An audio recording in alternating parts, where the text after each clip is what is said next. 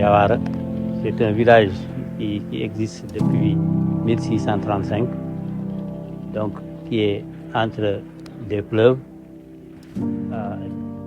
à 14 km de Podor, et il est composé de presque 10 000 habitants, donc à base d'agriculture.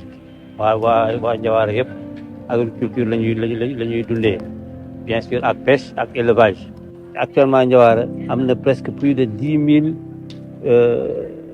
000 hectares de terre yoo xam ne entièrement c'est pour le village. Boo seetee y a au moins presque 8 000 et quelques yoo xam ne c'est inexploité. Donc c'est dire importance bi mbay war a am ci domaine boobu, parce que on est en bordure du fleuve. C'est bien sûr on est desservi par un bras du Doué, donc dëkk bi yëpp c'est en bordure du fleuve. Donc defar dëkk bi côté agriculture nekk loo xam ne côté gouvernement war na yomb, mais malheureusement on n'a pas un répondant ci côté boobu. Terre bi valeur la, c'est très valeureux, la terre elle est très valeureuse. amul bu ñu koy méngale fii ci àdduna bi, parce que même tubaab bu ñëwee fii bu ñu xoolee suñu suuf si dañuy bëgg a jooy. dañ naan comment se fait-il ngeen am suuf mel nii ba noppi seen dara demul. suñu jigéen ñi aussi vraiment am na ay organismes yu ñëw fii di leen jàppale ci ay yenn périmètres ñu koy développé, di ci am lu ñu jox seen kër, di ci am aussi yóbbu marché am ci. Mais loolu c'est pas suffisant, quoi, parce que ça ne couvre pas la totalité de la jeunesse féminine. Ensuite liñ ci am aussi bon presque soo wootee dañ koy may seen dañ koy andi seen kër, li ci des ñu maye ko, parce que pour écouler c'est difficile, les gens n'ont pas moyens, les moyens ne suivent pas.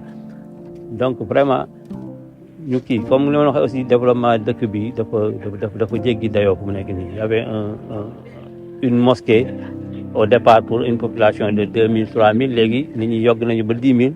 Donc ça nécessite ay désenclavement, peut-être am une autre troisième mosquée. Marché bi aussi c'est un petit marché qui ne fait même pas ay 10 ar peut-être. Si su dee mën nañu dimbali ñu am génne ko dans un autre ci beneen site, am un grand marché boo xam ne d'envergure la génnee valeur dëkk bi.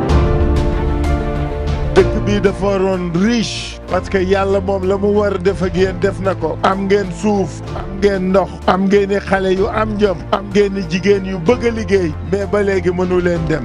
lan moo tax? parce que liñ fi waroon def defatuñ ko. depuis 20 ans kenn jàppale wu leen ci seen mbay. depuis 20 ans kenn jàppale wu leen ci seen élevage. depuis 20 ans kenn nappatu fi. donc defaraat, liggéeyaat, xool nan la ñuy fexe ba ngeen gis seen bopp ci li ngeen moom ak ci li ngeen am. loolu moo jot.